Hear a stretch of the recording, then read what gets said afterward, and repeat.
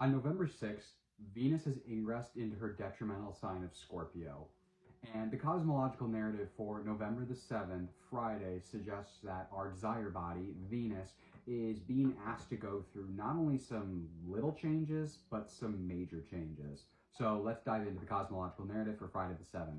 Now, fortunately, we actually don't have a ton to go over today. We have two big aspects, and like most things in astrology, we could spend 10, 15 minutes talking about two aspects. We'll try not to. We'll try to make this more concise and summarize it. So the two aspects we're going to look at today is probably the first and most obvious, and maybe even the one that you're even aware of, is Uranus is ingressing back into his fall of Taurus in the retrograde position. The second aspect we're going to look at is Venus, who has just recently, as of the 6th, entered her detrimental sign of Scorpio and is making a superior square to Pluto in Aquarius. So what's the story that's being told here? Let's get into it, and let's start with Venus. So as a whole, this isn't necessarily like what I'm going to spend the whole video talking about, but when Venus is in Scorpio in her detriment, the reason that we associate Venus as being like the taboo, spicy, sexy energy, like when Venus is in Scorpio, is because our love affairs, our desire body, our relationships, our romance tends to go through a fueled fire burn, and so to speak. Like our jealousy gets pulled up, our insecurities, and what Venus does is she gives us an opportunity to transmute, which is the prescription of action in Scorpio. So again, this really doesn't defy the standard way that these planets work in any other sign. Venus is our desire body, love, relationships, harmony in a sign like Scorpio. Well, it's time to transform. It's time to take detritus of those qualities in our life and transform them into something that works better for us. So the bigger story that's taking place here, though, is actually what's happening in Taurus. Taurus is a Venus-ruled sign. We just had a full moon in Taurus a couple days ago, and what did we do? Well, we released some sort of belief system that prevents us from the promise of Taurus. What is the promise of Taurus? Taurus, the Venus-ruled throne room promises us as a prescription of action that if we approach the Taurian section of our chart with stability, predictability, consistency, we will be rewarded with pleasures, with like the material abundance that Venus in the sign of Taurus promises us. So we had that full moon in Taurus, we released some sort of value. That full moon made a trine to the South Node in Virgo, which suggests that whatever we were actually releasing was some sort of perfectionism from our karmic past. It's something that does not benefit us, and we're like sloughing off something that made us like too hyper-analytical, too perfectionistic, and too almost obsessive, where it would have prevented us. It's like we're letting go of some sort of analysis paralysis at its lightest. The moon also made a perfect sextile almost to the North Node in Pisces, which suggests that letting go of this karmic pattern was never going to be easy. And if anything, we were basically stepping out of a well-lit room into a dark room, and we only have the gods to assure us, like, don't worry, there's a door in here, you can get to the other side, because we're like walking around this dark room like, I don't even know how to get out of here, I don't even know what this place is, it's unfamiliar, uncharted territory. But the sextile with the North Node suggests that that is where we need to evolutionarily grow. We need to grow into that discomfort. So that happened a couple days ago in the Taurian section of our chart. Come the 7th, Uranus makes his retrograde back into Taurus. So what is Uranus? So how do we understand Uranus? So a lot of times we'll use buzzwords like innovation, rebellion. In modern astrology, there's the ascription of Uranus as the ruler of Aquarius. I don't actually practice like that. I don't actually think it fits. I like to think of Uranus, like Uranus is named after the god Uranus, and it's not like he's actually like in our understanding of astrology. It's not like the god in mythology actually represents the symbol in astrology. In modern astrology, Uranus actually acts a lot more like the myth of Prometheus. And to make this very simple and very quick, in the mythology, Prometheus was essentially a titan. He wasn't a human, he wasn't a god. He interacted with the Olympian gods, such as like Zeus, Poseidon, Hades, etc. And Prometheus was basically like told the gods, like, I want to give humans fire. And the gods were like, do not do that. If you give the humans fire, you will completely change the course of their spiritual and conscious evolution.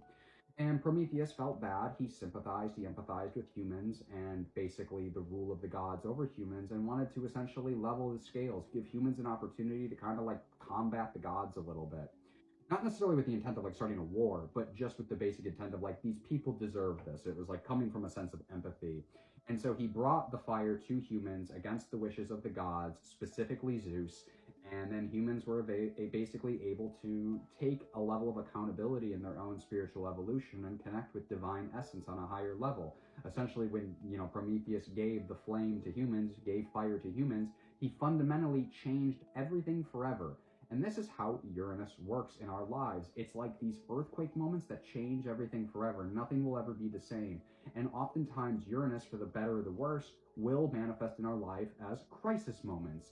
And not every crisis moment has to be bad. Sometimes we do experience crisis moments where we're like, if that thing wouldn't have happened, it wouldn't have led me down this path, and I wouldn't be where I am in my life now.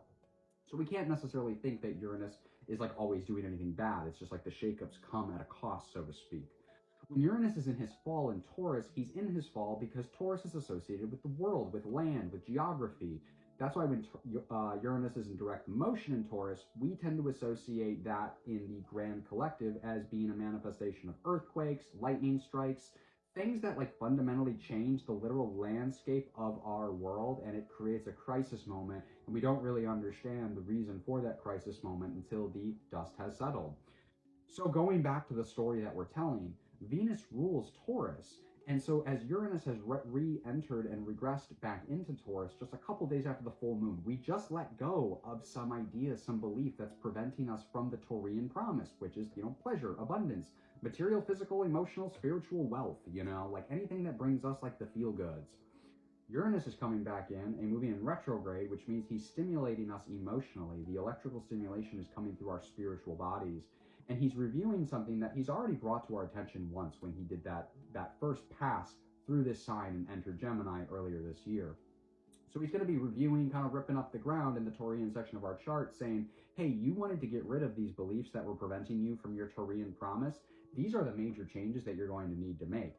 Obviously, when he moves in direct motion, then we will get an opportunity to integrate those changes that he has provided to us. So probably a lot of the stimulus is going to come through like mental stimulation, an idea, a feeling that these things need to change, or a sudden way that we're thinking and perceiving about something in the Taurian section of our chart in a very different way, which will then fundamentally change our trajectory. That's sort of how this works. It's like the crisis moment where we don't understand how that crisis creates a fork in the road and it ends up altering our timelines completely. So at the same time that Uranus has re-entered Taurus to then, start shaking up and reinvigorating that Taurian section of our chart so we can get a little bit closer to the Taurian promise in this life, Venus in her detriment, but in the superior position, will make a square to Pluto in Aquarius. So, like I said earlier, Venus in Scorpio is like the desire to make changes to our love, our relationships. It's also to acknowledge the taboo. When Venus moves through Scorpio, a lot of times these taboo, spicy, sexy elements come out of Scorpio because they're hidden in our own personal underworlds. They're desires that are associated with our love, with our sexuality, with our relationships, and we're like not being honest with them. So when Venus is in Scorpio, it kind of allows like a conduit for us to channel through some of that secrecy, some of that taboo desire into our romance, into our relationships. And obviously this can instigate like a lot of jealousy. We might act a little bit more like flirtatious or lush. We might explore boundaries that, were very clearly established before, but maybe when Venus enters Scorpio, those boundaries don't really feel comfortable and resonate with our inner taboo desires. So then we seek to push them.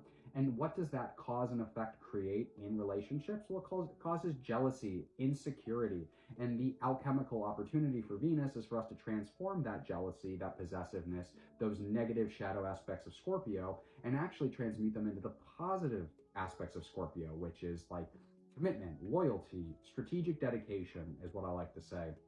And when you're strategically dedicated to love or harmony, you are more likely to be like, go out on a limb and do something crazy romantic, or go out on a limb and do something like really intense that really shows your relationships like, I care about you, I love about you. You're transmuting a negative energy into something positive.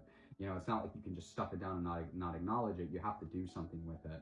So Venus in that superior position square to Pluto, Pluto has been showing us where we are victimized in our service to the collective. This is essentially like where the collective made us feel like a victim, made us feel small, and now Pluto in direct motion is giving us opportunities for us to stand in our power and basically be like, you're not a victim. You control your own reality. Get up, grow, kind of like get up, grow up, rebuild the building that I knocked over because the first building pretty much sucked to begin with, is basically what Pluto's saying.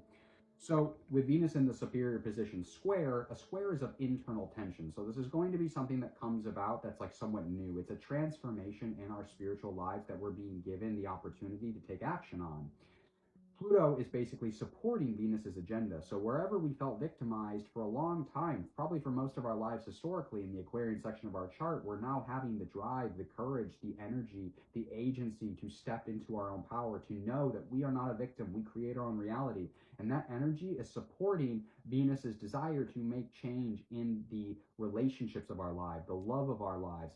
So again, this can feel like being faced with insurmountable jealousy, insurmountable insecurity, maybe a lot of like taboo desires that you feel like aren't being like fulfilled in this life. And Pluto is going to basically give us the agency to step out and address those things and say, hey, I love this relationship, but I don't like this aspect of our relationship. I love our sex life, but I don't like where our sex life is going. It's like giving us the agency to speak out and not be afraid to speak on our desires.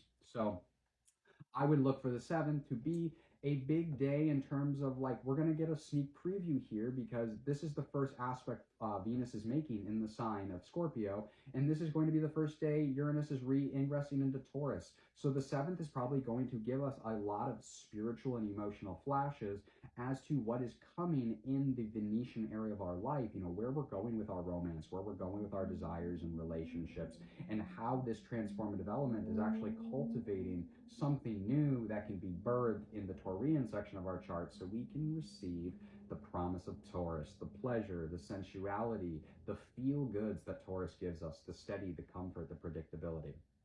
If you enjoy these spiritual and astrological narratives, I encourage you to check out my weekly astrological and divination-based workshop, Consciousness, Conjunctions, and Conversations. You can sign up at the link in my bio. It's a partyful link. We meet every Wednesday at 6:30 p.m. Pacific, rain or shine. It's limited to 10 seats per week. It's 100% free. We get together and we review last week's energy transits and the following energy transits, and I teach you how to delineate where these energy transits are taking place in your spiritual journey, so you can better integrate the lessons, the highs, the lows. And it's a community where we can be there to support each other, again, through those highs and lows. It's, you know, really validating to hear someone say, I went through that same exact experience the last time this transit happened, and it kind of played out this way and this way. So it gives us that encouragement to keep going forward. Simultaneously, it's also really fun to be in the moment and seeing those high highs come through when we saw them coming, and see, like, feel that accomplishment in a group setting. So I encourage you, please join me every week at 6:30 p.m. Pacific.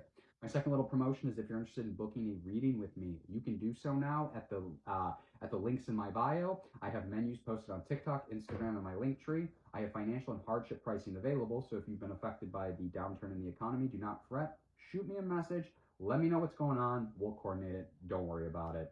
So until I see you in my workshop every Wednesday at 6:30 p.m. Pacific, until I see you in my reading or my DMs for a reading, I will see you in tomorrow's Cosmological narrative for the weekend, the 8th and the 9th of November. Y'all have a productive and wonderful Thursday.